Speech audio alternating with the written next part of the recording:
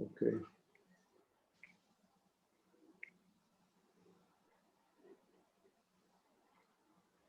Okay.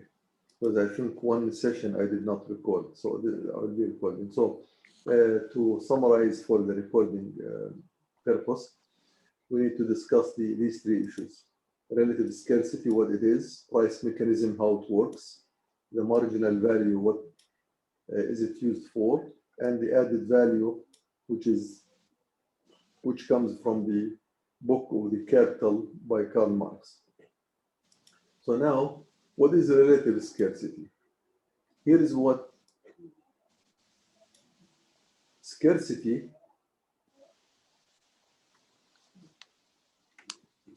which is as in Russia rate cost, called the rate cost, I believe, rate cost.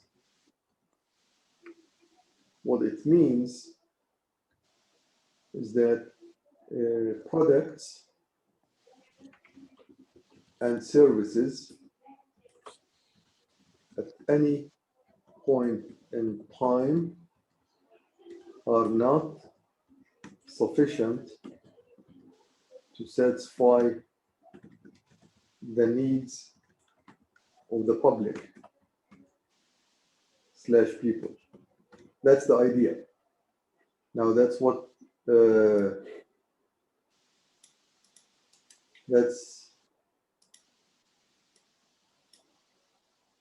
Smith came up from his studies of economy.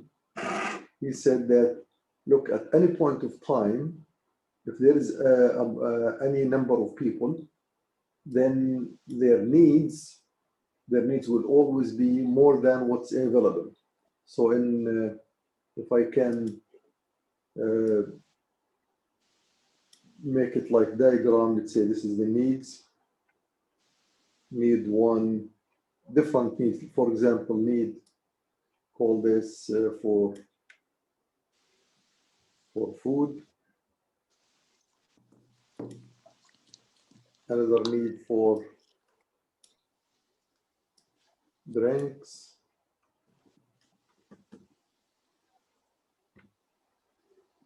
Another need for, let's say, for medicine. Okay, so let me say and make it like these are the needs here. Assume that I have the needs for food. Let's say need for 1,000 item.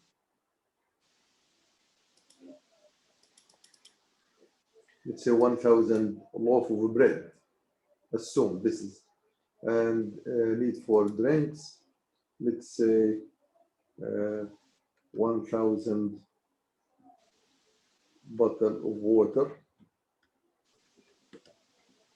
So let's say we need this much.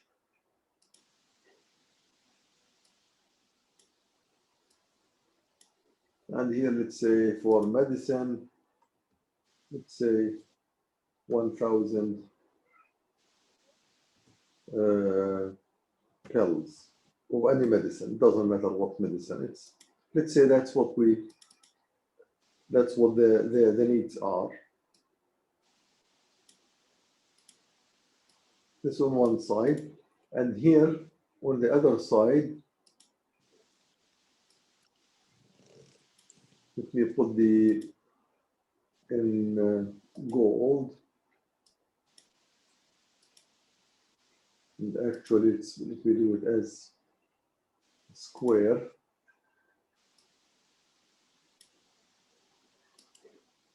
Let's say I have 900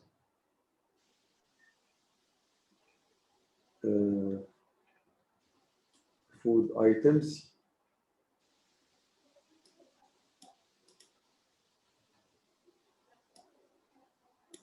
900 drinks. Make this 800. And make this, let's say, For example, I'm just saying 700 pills.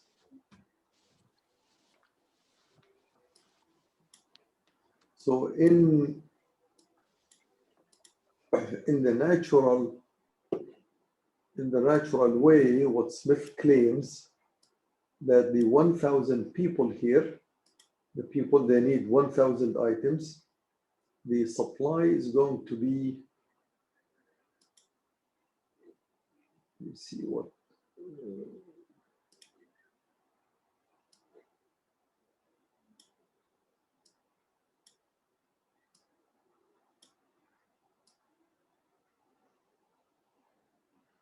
so this is the supply here. And the supply, we'll say deficit equal 100. So which means there are 100 people will go unsatisfied here.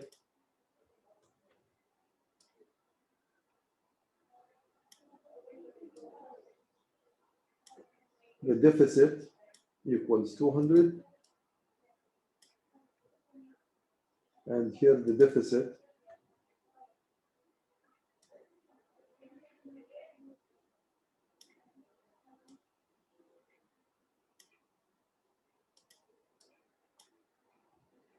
so what in, and this is normal, what let me say,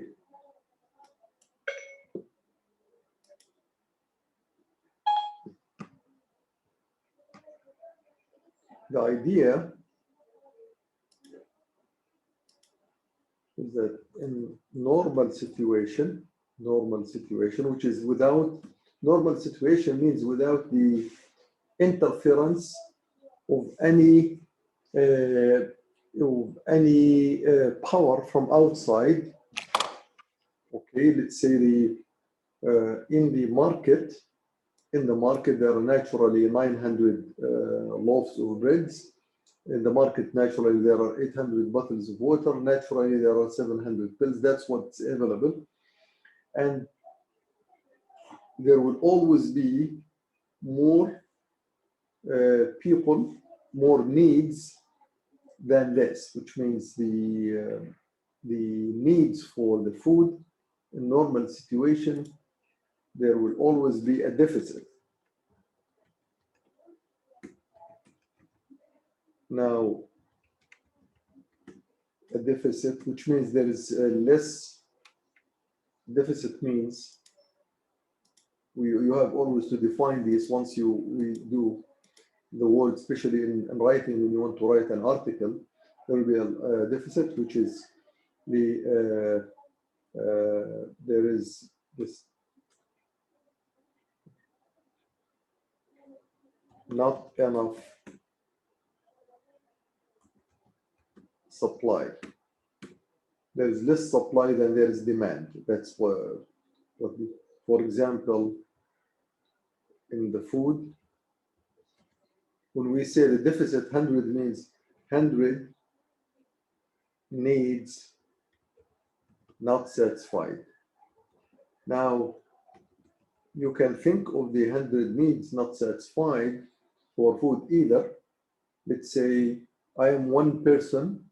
I was able to buy bread, but I was not able to buy potatoes. Or I am a person who was not able to get neither potatoes nor bread. So I was left without the food. Or there is the services, of course. I did not mention the services here. Or the cost of food and the bread here is way beyond what I have. So I was not able to get my food and the bread. So there is 100 needs not satisfied. These needs, here the needs could be of one individual or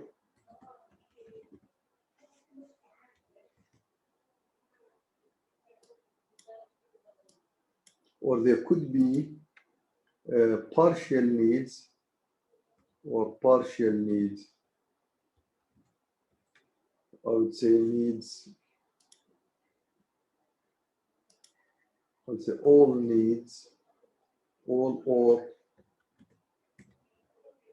partial needs of one individual.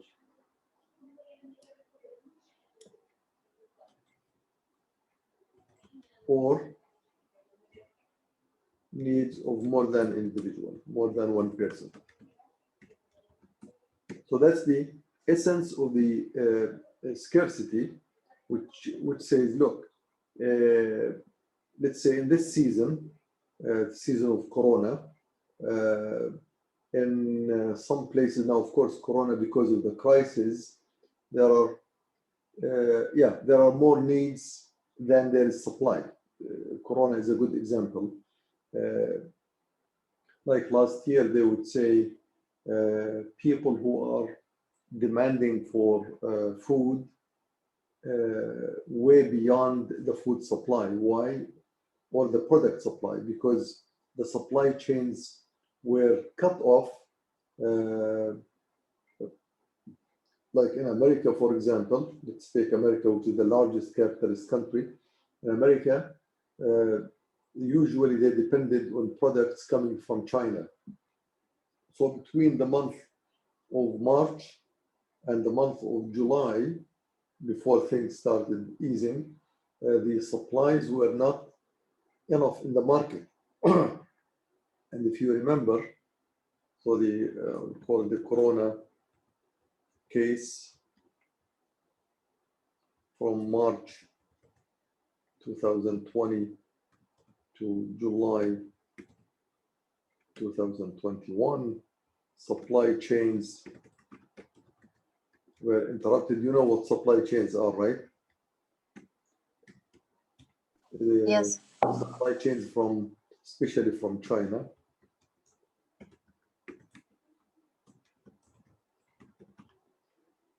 To US. Okay, so and there was the case, if you remember, we take this and put it on the slide here.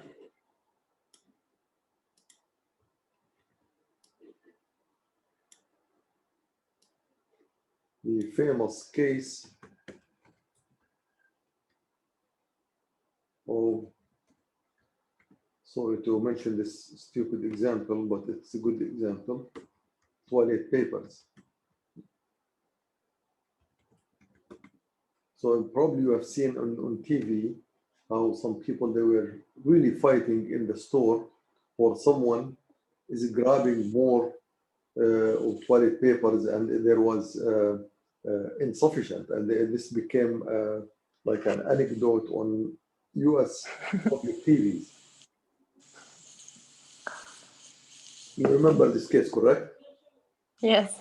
Yeah, and of course this was a symbolic, but in reality, all of the products were like this. My kids in America, they said we would rush to the grocery store looking for some bread, and if you don't come early enough, you will not have, because someone will come and grab everything that's in the store and leave the other people behind.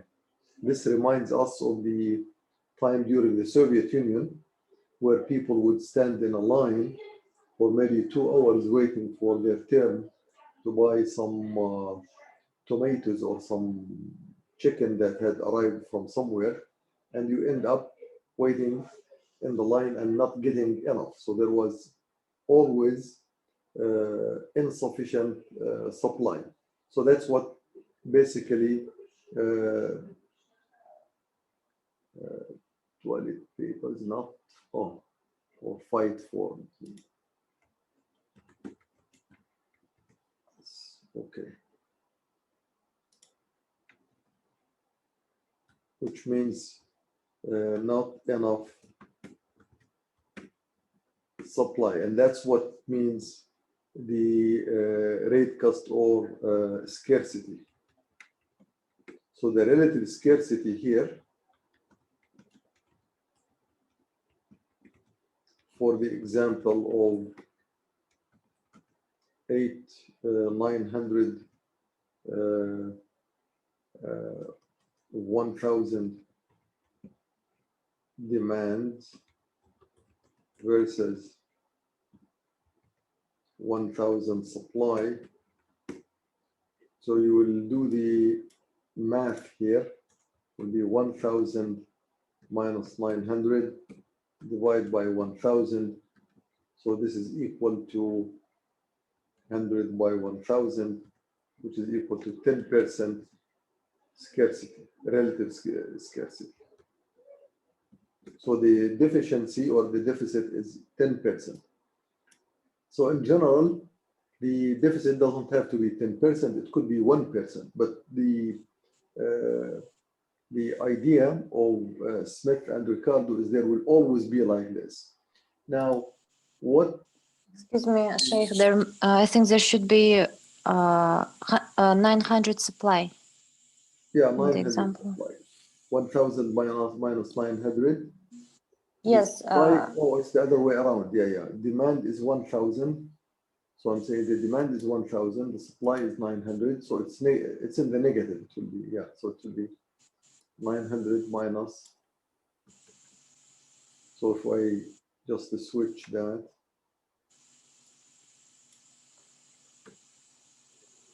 I mean, above you have written relative scarcity for the example of 1,000 demands and.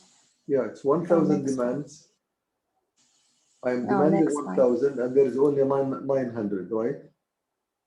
Yes, yes. Okay, so there is relative scarcity of the example 1,000 demand. Demand, it's okay. Yes, here. Mm-hmm.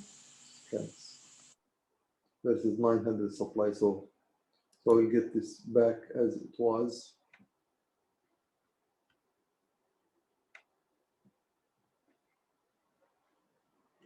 So that's how they look at it. Now the result here, of course, which is a natural result, there is 10% unsatisfied needs. Now these needs could be, again, food, drink, medicine, education, whatever. All these can be the, and that is according to any standard, in fact, this can be called the poverty line, poverty line rate. So what's the poverty line? Poverty poverty defined is the inability to satisfy one or more vital needs. Now, vital needs means a need that you cannot bypass. It's not, that's what it should be. Okay, that's our definition. It says inability to satisfy one or more vital needs. In capitalist theory, they expanded the needs. This is, I would say, this is the poverty for real. So when we say you are poor, it doesn't mean that because you cannot buy a Cadillac you are poor, or you cannot buy a Lexus car you are poor. It says you are poor because you cannot satisfy the food needs. You don't have enough food to satisfy your body requirement, like vitamins, proteins, the essentials. That's what we call vital. In poverty under capitalism,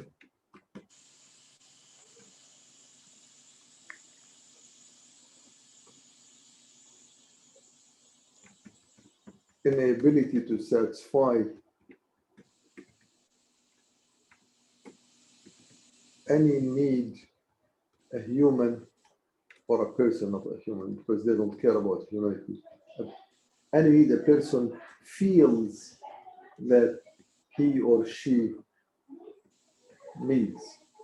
Okay, so, and that's the theory here comes in, which probably you have seen. That's why capitalism, under capitalism, continues to create needs, to create real or even virtual, imaginary needs. What I mean by that, when they say, okay, you may, they say here, a person may have a need not only for bread, but for organic bread. Okay, there are people who do organic things. Okay, so they create this need. They keep saying that, look, you have to have organic bread, you have to have organic bread. Or another example, or a person has a need not only for a dress, but for a certain color of dress. Let's say a color that's absolutely innovative, new. It's a mixture between, let's say, red, orange, and pink. You find a totally new color, which there are probably 10 pieces in the whole market, but they create this type of need. So they say this is also a need. And that's why, because of this issue,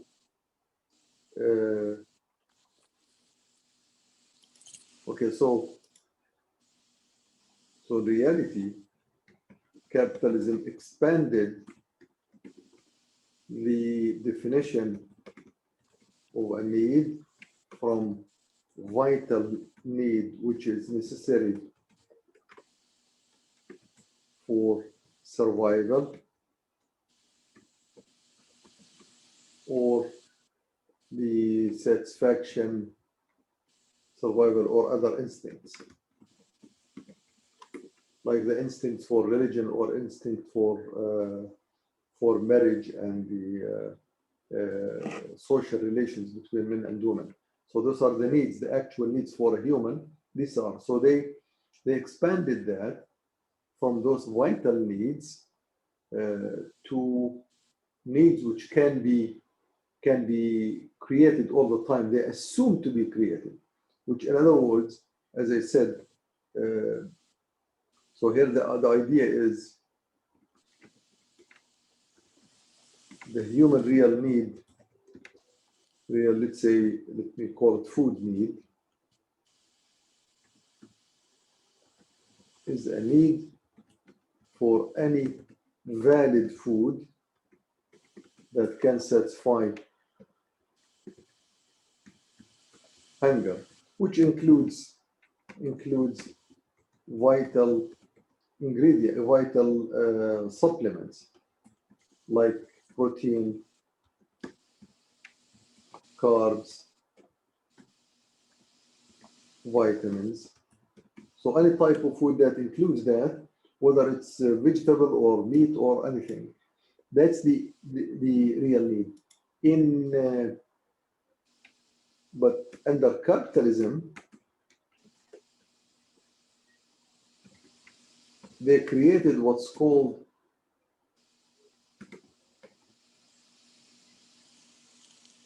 I am hungry, they say. Now in real life, you say I'm hungry, period, so I need to eat.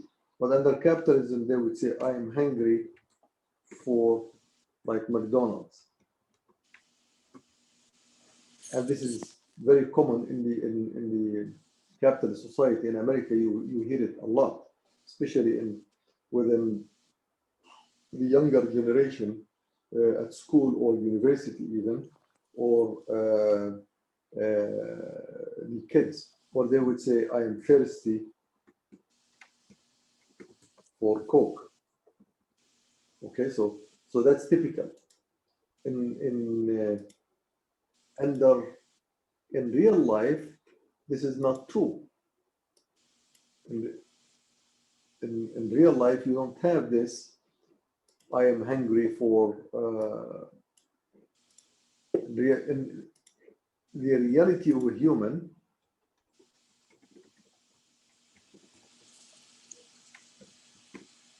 if you are hungry, means that the body needs nutrition.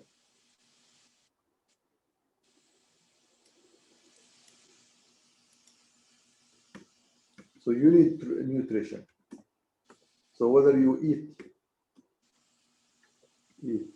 meat, bread, or potatoes,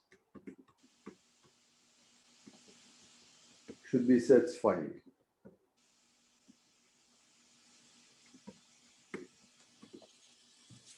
Not necessarily McDonald's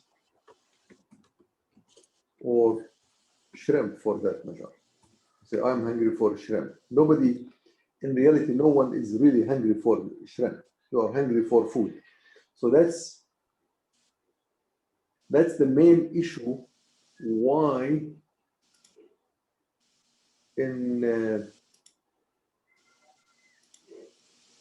so we said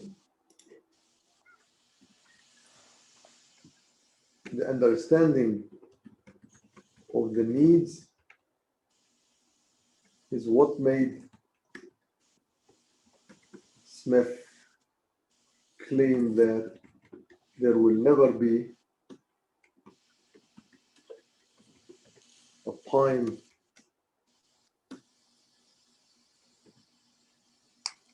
when all supplies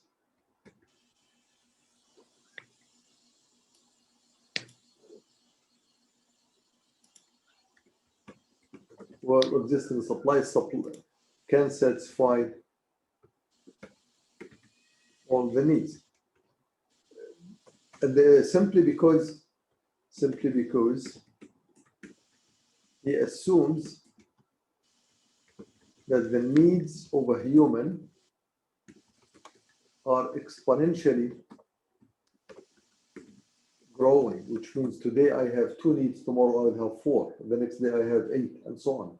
And I think there is even a formula which someone can find how the needs are increased, the rate of increase per year. Let's say per year the needs are increased by, not because you have more people, but you have the needs themselves, they get multiplied. So if you look, if somebody wants to, you can at some point check this as like take a study case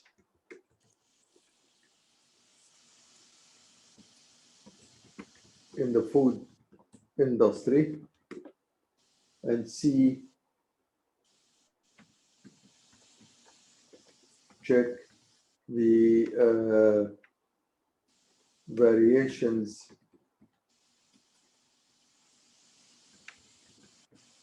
of food styles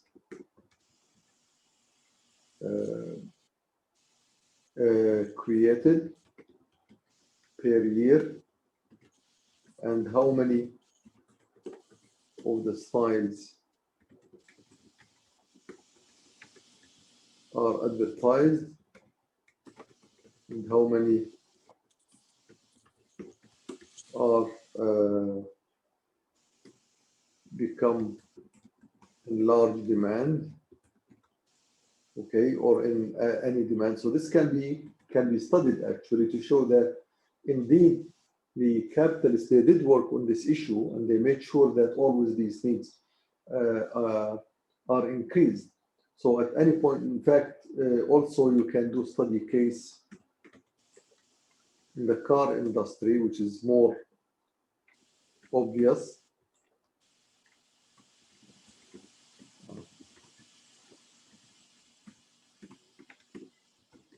So you could see that manufacturers, car manufacturers,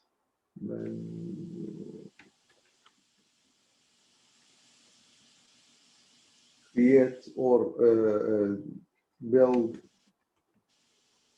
limited number of some styles.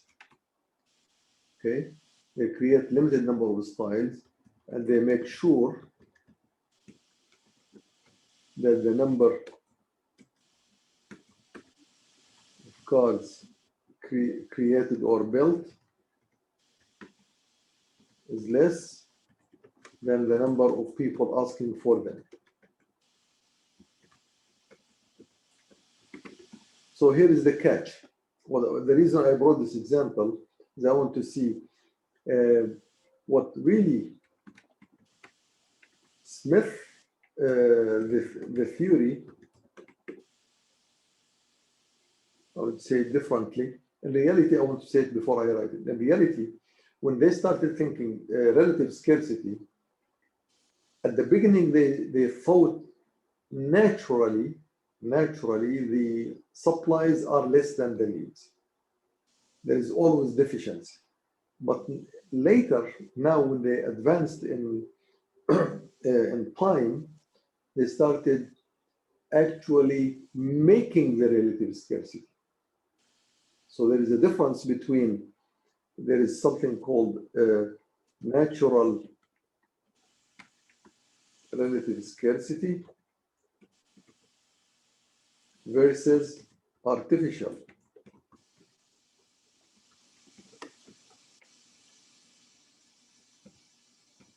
Natural, which means this is how much we produce in real life.